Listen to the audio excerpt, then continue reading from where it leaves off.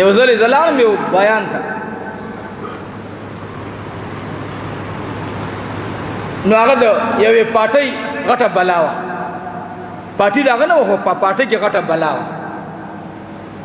نو د هغې په خوا کې د هغې مدرسې تقریر زما، نو زما دا زارې مدرسې ده چې لاړ شم، د علما کرام پوهېږي چې مولوي صاحب څه تمه نه کوي، نو بیا ما ته وویل زموږ زه تپوس کوم دا مدرسه کې څومره استادان دي، څومره طالبان دي، څومره کمرې دي، څومره تعمیر یې څومره دی، نو بیا که څه ضرورت وي نو زه بیا ورته وایم چې وروڼو دومره پیسې ما کړې، دومره تاسو کې دا مدرسه آباده کړو.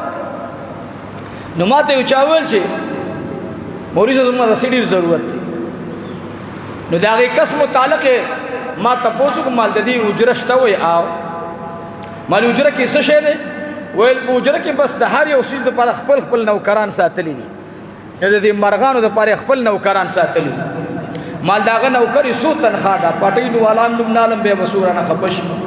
نو ما ته وایي چې د دې مرغانو والا چې کوم څوکیدار دی دا مرغان چې ساتي د هغه 51,000 روپۍ 55,000 روپۍ د هغه تنخوا ده، 55,000. مال شکر دی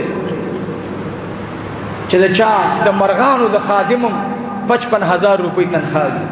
او ما زه ویله مدرسې چانده غواړم، ما ویل دې له خو زه چانده نه غواړم.